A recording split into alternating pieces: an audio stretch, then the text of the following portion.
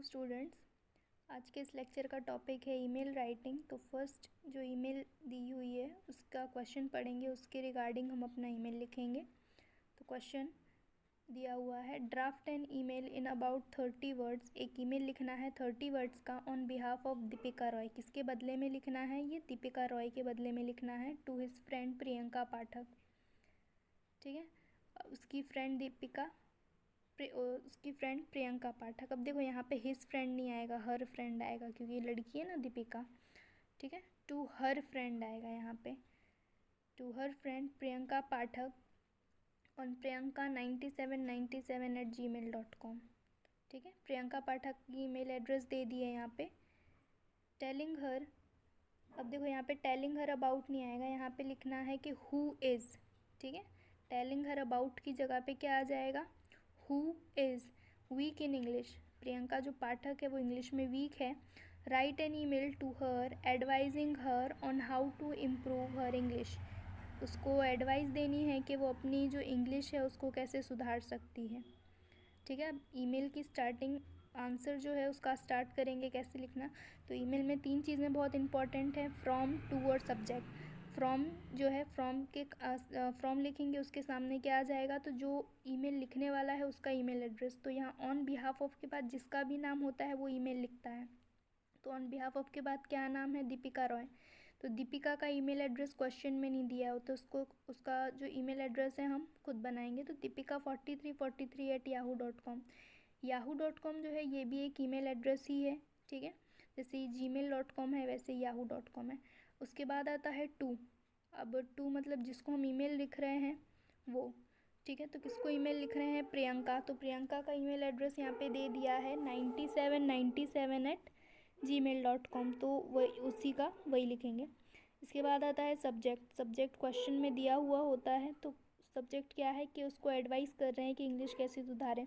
तो देखो second last line में है advising her on how to improve her English, कि उसको एडवाइस करना है कि वो अपनी इंग्लिश कैसे सुधार सकती है। ये लिख दिया। इसके बाद स्टार्ट करते हैं कि डियर प्रियंका। अब देखो यहाँ पे डियर प्रियंका क्यों लिखा है? क्योंकि जो है वो हमारी फ्रेंड है, इसीलिए हमने यहाँ पे डियर संबोधन का इस्तेमाल किया हुआ है। अगर कोई फ्रेंड के अलावा जैसे आपके कोई सर हैं, टीचर हैं, आपसे बड़े कोई अंकल हैं, ठीक है, अगर उनको आप ईमेल लिख रहे हो तो हमको यहाँ पे रिस्पेक्टेड सर, रिस्पेक्टेड मैडम या रिस्पेक्टेड अंकल हम लिखेंगे। उसके बाद कंपलसरी कॉमा लगाएंगे। स्टार्ट करते हैं। I don't understand why you have dislike toward English. मुझे समझ नहीं आता है कि तुम्हारी जो नापसंदगी है वो इंग्लिश की तरफ क्यों है। ठीक है, अंडरस्टैंड मतलब समझना, और टूवर्ड का मतलब होता है नी तरफ। किसके तरफ? इंग्लिश की तरफ। फर्स्ट ऑफ ऑल, पहली बात, don't see English as a subject. English को तुम एक सब्जेक्ट की तरह मत समझो। इट इज़ अ लैंग्वेज, ये एक लैंग्वेज है, भाषा है। It is as good as Gujarati and Hindi. जैसी गुजराती और हिंदी है वैसी ही इंग्लिश है। You should read English newspapers columns of your liking. ठीक है, तुमको इंग्लिश न्यूज़पेपर पढ़नी चाहिए, तुम्हारी पसंद की कॉलम। कॉलम क्या होता है कि पूरा पेपर जो होता है उसमें अलग अलग पार्ट होते हैं। उसमें कई में एक फ़िल्म जो दुनिया है उसके बारे में लिखा हुआ होता है, स्पोर्ट्स के बारे में लिखा हुआ होता है, पॉलिटिक्स के बारे में लिखा हुआ होता है। ठीक है, हमारे देश की इकोनॉमी के बारे में लिखा होता है। तो आपको जो भी पसंद है उस कॉलम के हिसाब से आप पढ़ सकते हो उसमें क्या है। ठीक है, एग्जाम्पल देखो यहाँ पे दिया हुआ है, films, beauty, sport etcetera. Once you start taking interest, पहले जब तुम उसमें इंटरेस्ट लेना स्टार्ट करोगे, ठीक है, your dislike will be gone. तुम्हारी जो नापसंदगी है वो चली जाएगी। ठीक है, योर्स लविंगली, अब यहाँ पे कंप्लीट करना है ईमेल। तो योर्स लविंगली मतलब ये लेटर को हम क्लोज कर रहे हैं। तो योर्स लविंगली, वाई जो है कैपिटल आएगा, तो योर्स, एस भी देखो यहाँ पे जॉइंट नहीं करना है, ये भी अलग ही लिखना है। ठीक है, थोड़ा अलग अलग, एस जो है अलग ही लिखना है वो। लविंगली के बाद कॉमा आएगा। कौन लिख रहा है ये ईमेल? दीपिका। तो दीपिका का नाम कंप्लीट ये ईमेल यहाँ पे। सेकंड ईमेल है, ठीक है, उसका क्वेश्चन पढ़ेंगे हम। Draft an email in about 30 word on behalf of Nikita Verma. हमको एक ईमेल लिखना है 30 वर्ड्स का, किसके बदले में? Nikita Verma. To her brother, उसके भाई को, नितिन वर्मा। उसके भाई का नाम क्या है? Nitin Verma. Advising him to study sincerely as he is careless in study. उसको एडवाइस देना है कि वो जो अपनी पढ़ाई कर रहा है एकदम सिंसियरली करे, अच्छे से करे, as he is careless in study, क्योंकि वो पढ़ाई में कैसा है, केयरलेस है, आलसी है, ठीक है, ठीक से पढ़ाई नहीं करता है। तो उसको एडवाइस कर रही है उसकी बहन निकिता वर्मा। अब देखो क्वेश्चन में इन दोनों में से किसी का भी ईमेल एड्रेस नहीं दिया हुआ है, तो हमको दोनों का ईमेल एड्रेस हमको खुद ही बनाना पड़ेगा। जैसे हमने पता है कि ईमेल के अंदर 3 चीज़ें लिखना इम्पॉर्टेंट है, फ्रॉम टू सब्जेक्ट। अब हमको ये पता करना है कि फ्रॉम जो है उसके सामने किसका नाम आएगा, तो फ्रॉम के आगे किसका, ऑन बिहाफ ऑफ के बाद जिसका नाम होता है वो उसकी ईमेल एड्रेस आती है। तो ऑन बिहाफ ऑफ के बाद किसका नाम है, निकिता वर्मा, लेकिन निकिता वर्मा की ईमेल एड्रेस नहीं दी है, तो यहाँ पे देखो हमने खुद बनाई है।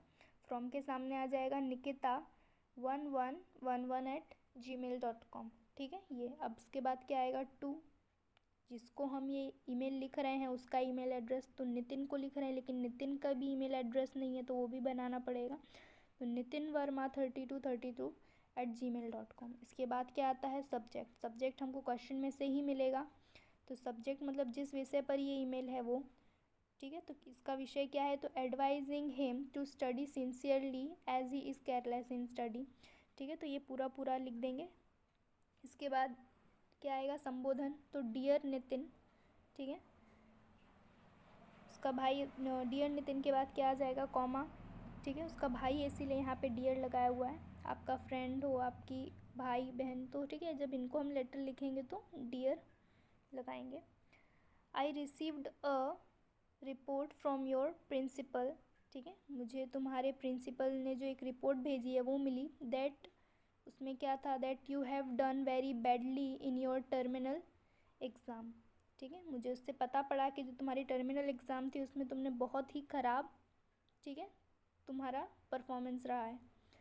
He says that you are very neglecting your study. उन्होंने मुझसे कहा यार, तो उन्होंने कहा है कि तुम जो है स्टडी को बहुत निगलेक्ट करते हो। निगलेक्टिंग योर स्टडी मतलब कि पढ़ाई को सीरियसली नहीं लेना, ठीक है, छोड़ देना, बहुत ज़्यादा उसको समझना नहीं, ठीक है। निगलेक्टिंग का मतलब एक किस्म से ज़्यादा फोकस नहीं करना उस चीज़ पर।